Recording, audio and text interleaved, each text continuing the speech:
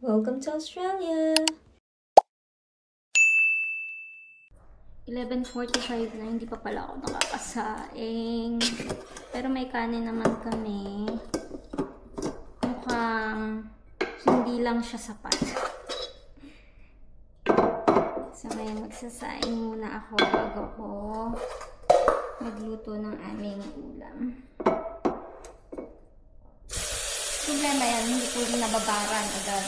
Dapat pala kanina ko pa sinalin dito sa lalagyan.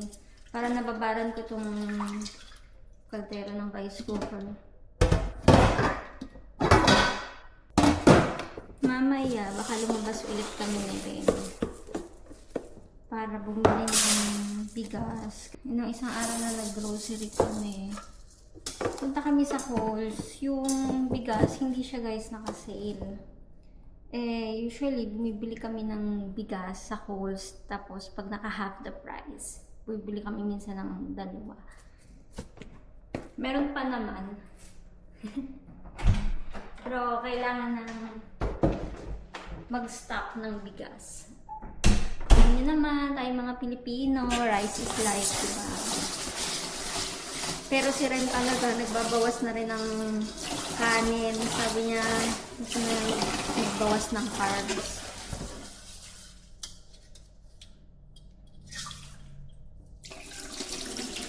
Ako hindi ko pa kaya na takal-takal yung kanin. Lalo na pag masarap ang ulam. Diba? Sarap na sarap pa naman ako sa luto ko. Kaya ba? Siyempre, ako talaga mas makaka-appreciate ng luto ko. Ako nag-effort eh. Pwede na to. So, ganito lang ang buhay ko ngayon sa araw-araw simula nung nag-resign ako sa trabaho. Full-time housewife ako. Ako naglalaba, ako ang nagluluto ng ulam. Kahit naman nung nag-work pa ako, mas madalas naman na ako yung nagluluto.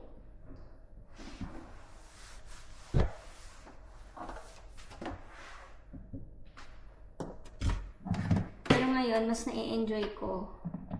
Kasi nga, dito lang ako sa bahay at madami rin akong ibang nagagawa. At isa pa to, nakakapag-vlog na ulit ako. Kasi nung nag-work talaga, hindi kaya ng time. Ay, parang nababa ko na ba? Ay, nababa ko na pala.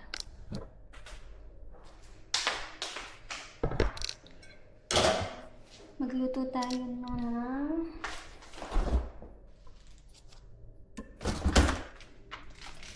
Magluluto ako guys ng ginataang pampano.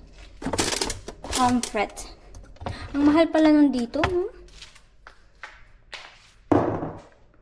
Kahapon, napunta kami na rin sa fish market. Ang tawag dito, fish factory. Kunin ko. Ginataan. Ayun. Galing kami ni Ren kahapon sa fish factory. Tapos bumili ako ng pusit, bumili ako ng nitong pomfret nga. At saka meron pa kaming isang isda na binili. Hindi ko pa siya natitikman. Naprito ko na to kahapon. Gusto ko kasi pag nagagata ako ng pampano, piniprito ko muna siya bago ko kagataan. Tapos kahapon, galing din kami sa Welcome Grocery dun sa may Para Hills. Yan, nakakita ko ng Coco Mama. Yan ang gagamitin natin.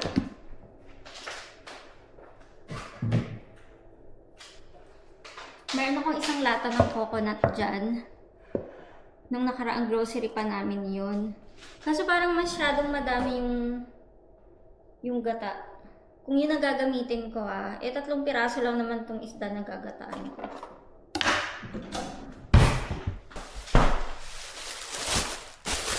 At meron ako dito mustasa. Yan. Bili ko naman to sa Vietnamese store kahapon din. Pag lumalabas ako kasama si Ren, lahat ng kailangan namin puntahan, bilihan ng prutas, bilihan ng gulay, isang labas na lang. Kasi Saturday and Sunday lang din naman available si Ren. At di naman ako nagda-drive. Minsan nga iniisip ko, mag-aral na kaya ako mag-drive, no? Para anytime pwede akong lumabas.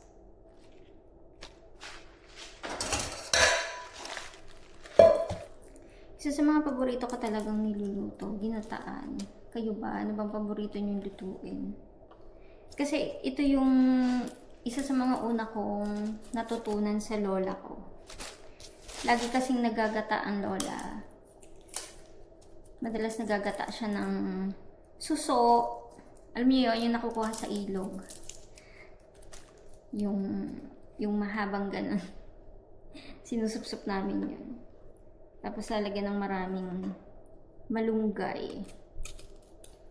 Ano pa ba? Ginataang biya. Hindi ko alam kung may nakakakilala pa sa isdang biya. Karpa, mga ganun. At saka, yung, ano ba yun, nakukuha sa, sa putik. Basta sa probinsya kasi, madaming mga ganong isda. Tsaka yung mga hipon, ayan. Nakita ko lola ko, ginagataan niya yan. Ginataang gabi, o yung laing. Tsaka mga isda.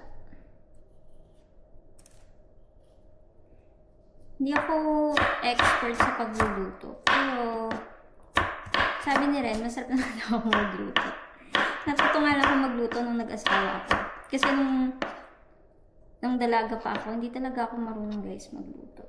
Ang nagluluto madalas, papa, yung kapatid ko, na sumunod sa akin. Lalaki yun ha, pero ang galing magluto nun. Tsaka si mama. Pero sa pamilya talaga namin, yung kapatid kong sumunod sa akin, yung lalaki, ang magaling magluto. Magaling din siya magluto ng mga ganitong ginataan. Grabe, ang sarap magluto ng kapatid ko na yun.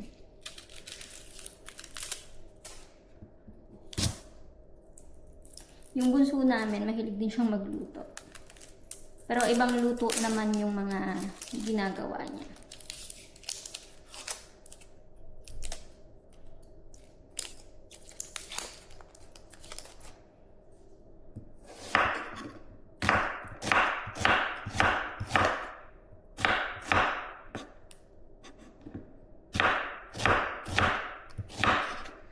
Kasi yung luto ko guys, panglutong bahay lang talaga. Yung kapatid ko na sumunod sa akin, ang luto niya pang fiesta. Ganun siya magluto.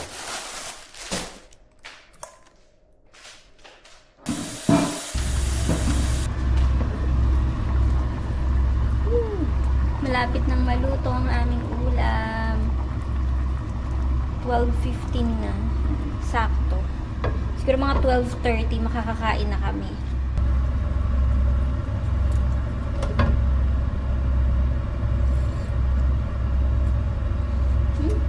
Pwede na yung gata. Luto na. Papatakan ko na lang ng konting suka.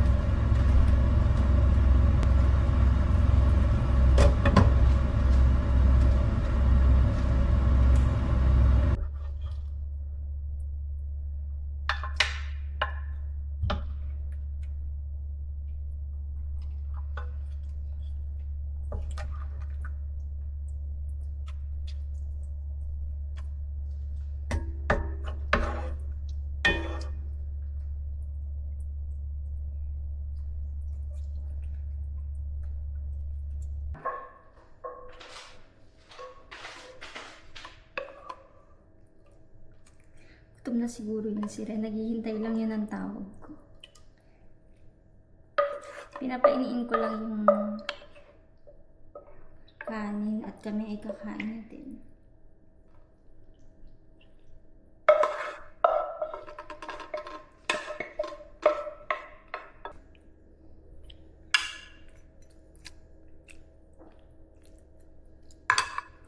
Yay! Ayan, masaya na naman si Ren. Ang sarap ng ulam namin ngayon.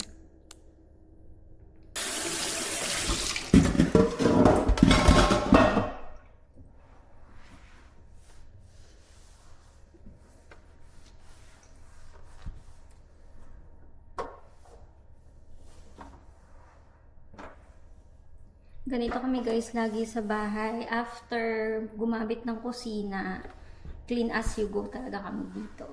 Strictly. Kahit naman 'di ba sa sarili nating bahay. Dito kasi naka-shared accommodation kami. Parang sa Sydney, shared accommodation din.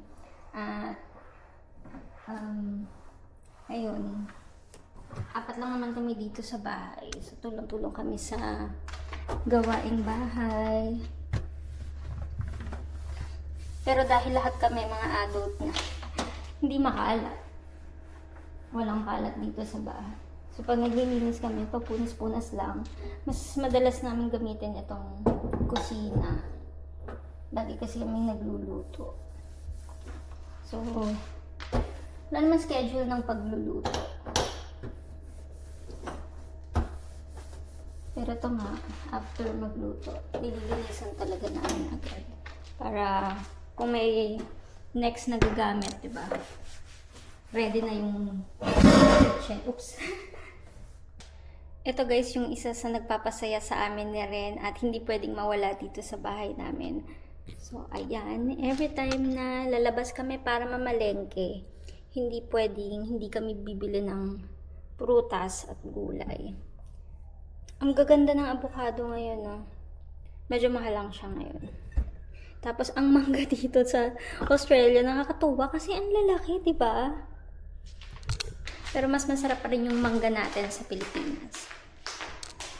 Last week may nag-message sa akin. Actually, dalawa na yung nag-message sa akin eh. Magkaibang location sila. Dito lang din yun sa YouTube ko nakilala. Tinatanong ako kung gusto daw ba namin ni Ren na lumipat ng tirahan, kung naghahanap kami ng unit na mauupahan or granny flat, ganyan. Kasi merong bakante dun sa kanila, nasa mga units kasi sila. Tapos yung iba din, yung isa, may kakalala daw sila na aalis nga yung nakatira. Eh, ang prefer nung agent, Filipino. Sabi ko naman, hindi kami interesado na rin na lumipat sa ngayon. Kasi okay naman kami dito sa nakuha naming bahay dito sa Adelaide. 20 minutes siya from the city. Malapit din naman sa bus stop. Okay naman dito, tahimik. Komportable din kami. Tsaka isa pa, inisip kasi namin din ni Rena, kung kukuha kami ng sarili naming accommodation ng isang bahay, bibili pa kami ng mga gamit namin. Samantalang kung magstay kami dito, kumpleto na lahat. Libre yung lutuan, libre kuryente, tubig, internet, inclusive na lahat. Tapos eto, may dining, may couch, may isa pang receiving area doon, meron pa kaming tatambayan din dito. So, lahat ng kailangan namin nandito na sa bahay na to. Kaya, thankful din talaga ako na nakita ko itong place na ito. Kasi nung bagong dating lang ako dito sa Adelaide, temporary accommodation lang ako. At yun, sinigurado ko na bago dumating si Ren, makahanap na kami ng place para sa aming dalawa. Kasi yung temporary accommodation ko dati, good for 8 weeks lang yun. Yun, dapat pala for 1 month lang. Kaso 8 weeks yung nabuko. Kasi akala ko matatagalan pa si Ren bago makasunod sa akin. So ito, okay naman kami dito sa bahay. At okay din naman yung mga kasama namin. 3 yung kwarto pala dito. So kami ni Ren sa ngayon nasa 310 yung rent namin per week. All-inclusive na siya. Which is good. Kasi merong internet, only wifi. Tama-tama kay Ren na naka-work from home. At tahimik talaga dito sa lugar na to. Ang ganda ng lugar kasi mataas. Lalo na sa gabi guys, overlooking siya. Kitang-kita namin yung mga ilaw dun sa baba kasi mataas tong lugar na to. Sa totoo lang, mas naging simple yung buhay namin ni Ren dito sa Adelaide kesa sa Sydney. Tapos dito, ang dami naming napuntahan dito. Mas na-enjoy namin ang quiet life dito sa Adelaide. Ang dami naming napapasyalan din. Ang laking tulong na nagkaroon na kami ng service, diba, kahit pa paano. Kaya blessing talaga sa amin yung sasakyan namin at sobrang tipid niya sa gas. Ang tipid-tipid niya sa petrol.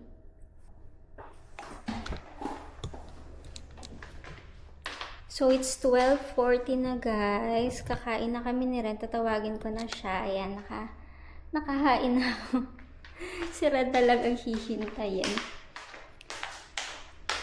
For sure, gutom na siya. Kain tayo. Sige. Nag-chat ka lang sa inano. Nag-reply. Nag-reply sa'yo. Nakahain na. Sige. Or maliligo ka muna. After na lang. Okay. So, yan guys. Kakain na kami.